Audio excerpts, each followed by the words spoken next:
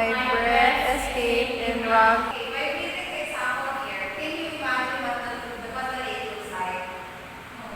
Yes. No? Yes. I'm going to say that I went to the lake, pero hindi ko siya sinabi it was cool, my breath escape. Na-imagine siya, but not detailed. Itong example dyan, based on the module, the setting must indicate in the sentence or in the story. Kaya i-explain din dito na it was cool, the lake was cool, and pinaka-visualize niya sa inyo or writer actually gives you a picture of what is the lake look like. So now, we're going to move and it is the way the writer paints the scene or image in the mind of the reader.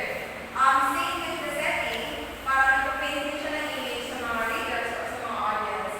Pero it usually involves the descriptions of one or more of the five senses. It was connected into the five senses of the objects, like yung sight, sound, smell, taste, and how to describe the level of a person who have never seen one before. Let's say example dito. And how would you describe it using all the five senses here? You have the sight, the sound. Look at your model, may example dyan. I saw a lemon. So here, from the side, nakita nyo, one might describe the lemon as yellow. Saan siya natutunta sa five senses? Sight.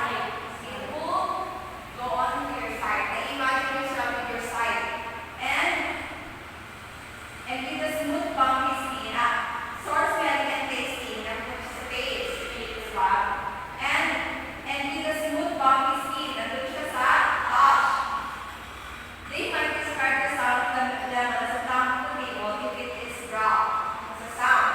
So, next way now, using the five senses. Did you get it, guys? Yes. So, what is descriptive? It adds a picture in the reader's mind and it immerses us in the story so that we can feel that we are actually there. Meron siya. The next one we have here, the plot. It is the one basic element of the story. It would simply plot refers to the actual events that take place within the bounds of your narrative. So your plot is one of the basic elements of every story. Why? Because it provides the structure and direction for a story. And it organizes the events in a sequence that from the beginning, the middle of the story, until the end of the story. Plot also, they are the ones who develop the characters. And they are the ones who reveal their traits, motivations, and their growth throughout the story. Yung related elements na consider sa plot, which are the scope, sequence, and pacing. So first one we have scope. It refers to the boundaries of plot. When we say boundaries, it defines the extent na nag-focus siya sa focus ng story and sa limitations of the story. Nandun yung boundaries, nandun yung limitations ng story. Kasi hindi siya pwedeng lumabas masyado, hindi pwedeng improve. Dapat nandun sa focus.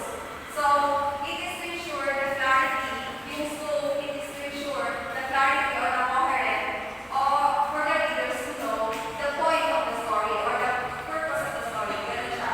So, and to define within its boundaries. I have here an example. I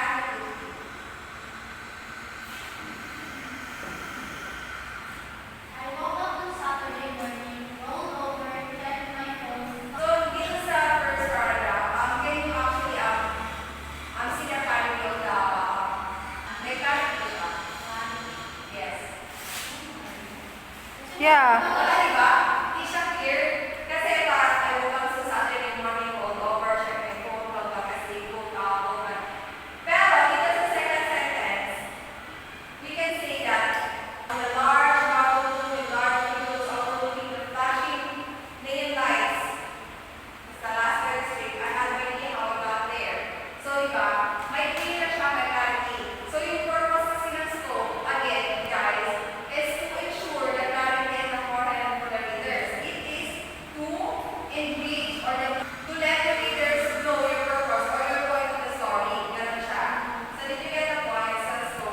Yes.